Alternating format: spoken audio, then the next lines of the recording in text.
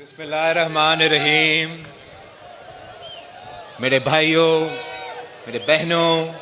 अस्सलाम वालेकुम। जिए भुट्टो। साथियों, आज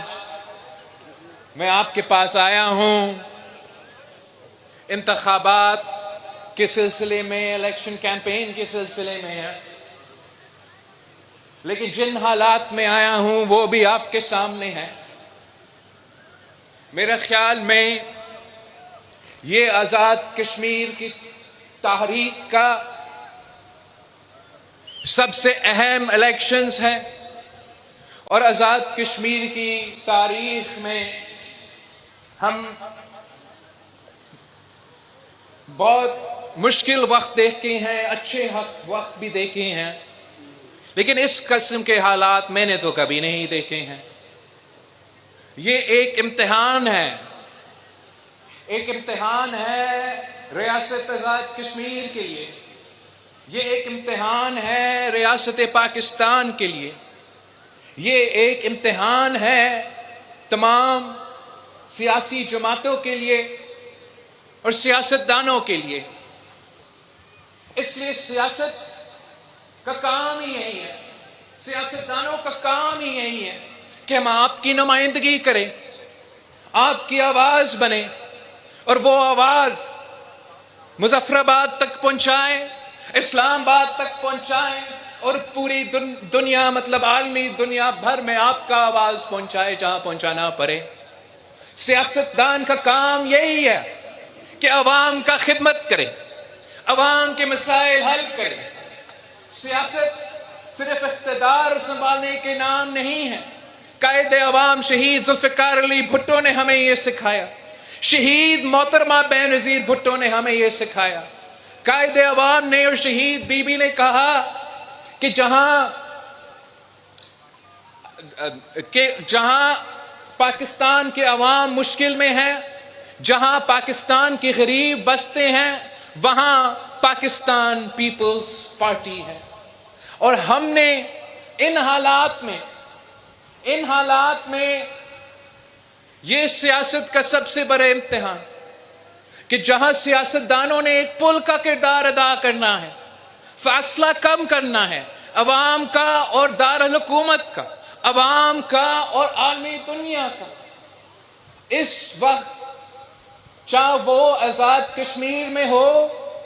चाहे वो इस्लामाबाद में हो या बाकी पाकिस्तान में हो, पाकिस्तान के सियासतदान असल मानों में जो उनका काम है वो सही अंदाज से नहीं कर रहे हैं। जिस अंदाज से हम सियासतदानों ने कश्मीर के अवाम के लिए एक पुल बनना है, कश्मीर के अवाम का आवाज को इस्लामाबाद तक पहुंचाना है, वो हम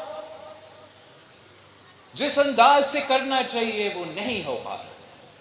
और ये सिर्फ कश्मीर का मसला नहीं है। मैं अभी गिलगित बल्तिस्तान के पहाड़ों से होकर आया हूं, वहां वही मसला, चाहे वो सूबा सिंध हो, सूबा पंजाब हो, सूबा पख्तूनख्वा हो, सूबा बलोचिस्तान हो, जब एक सियासी बहरान पैदा हो जाती है तो उस बहरान में गैर जमहूरी क़ुव्वत, गैर सियासी क़ुव्वत, इंतहा पसंद रखने वाले, इंतहा पसंद सियासत करने वाले क़ुव्वत वो बहरान में आ जाते हैं। और इस इलेक्शन में आपके पास एक मौका है, आपके पास एक मौका है कि अगर आप पाकिस्तान पीपल्स पार्टी को ये जिम्मेदारी देते हैं, अब डडियाल के अवाम अगर पाकिस्तान पीपल्स पार्टी को ये जिम्मेदारी देते हैं, अगर आज़ाद कश्मीर के अवाम पाकिस्तान पीपल्स पार्टी को ये जिम्मेदारी देते हैं, तो मेरा आपसे वादा है کہ میں آپ کا آواز بنوں گا، چاہے مجھے مظفر آباد میں آپ کا آواز بننا پڑے، اسلام آباد میں آپ کا آواز بننا پڑے، یا عالمی دنیا میں آپ کا آواز بننا پڑے، انشاءاللہ تعالی میں ویسے آپ کا آواز بنوں گا جیسے قائد عوام بنا تھا، جیسے شہید محترمہ بے نظیر بھٹو بنی تھی، اور انشاءاللہ تعالی دریال کے مسئلے ہو، کشمیر کے مسئلے ہو، پاکستان کے مسئلے ہو، ایسا کوئی مسئلہ نہیں جو سیاسی انداز میں، پرامن انداز میں حل کیا جا سکتا ہے، اور انشاءاللہ تعالی ہم حل کر کے دکھائیں گے۔ جو موجودہ حالات ہے، یقیناً پورے پاکستان پریشان ہے، ہر کشمیری دنیا بھر میں پریشان ہے تو ہر پاکستانی پریشان ہے، اور خاص طور پہ پاکستان پیپلز پارٹی کے لیے،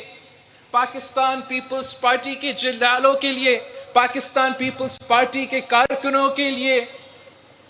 اس لیے ہمیں تو شہید محترمہ بے نظیر بھٹو نے یہ سکھایا تھا، بچپن سے سکھائی تھی کہ جہاں کشمیریوں کا پسینہ گرے گا وہاں ہمارا خون گرے گا۔ تو ہمارے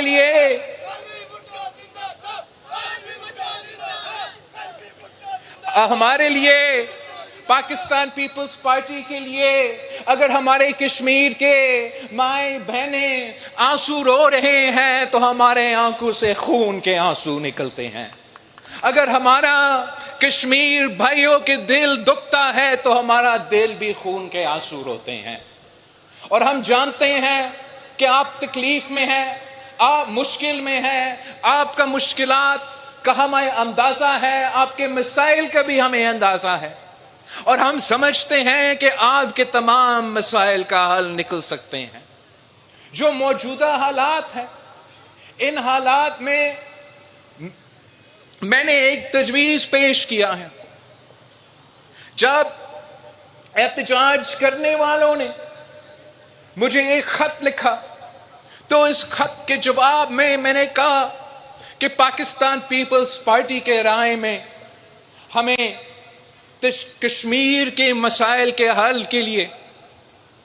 ایک ٹروتھ اور ریکنسیلیشن کمیشن قائم کرنا چاہیے، اور اگر ریاست پاکستان کے لیے بھی یہ تجویز صحیح ہو اور احتجاج کرنے والوں کے لیے بھی یہ تجویز صحیح ہو، تو میرا خیال میں یہ طریقہ ہے جس سے ہم اپنے مسائل کا حل نکال سکتے ہیں۔ جب تک یہ ٹروتھ اینڈ ریکنسیلیشن کمیشن اپنا کام مکمل نہ کرے، اور اگر یہ ٹروتھ اینڈ ریکنسیلیشن کمیشن بن جائے تو میرا درخواست ہوگا وہ احتجاج کرنے والوں سے کہ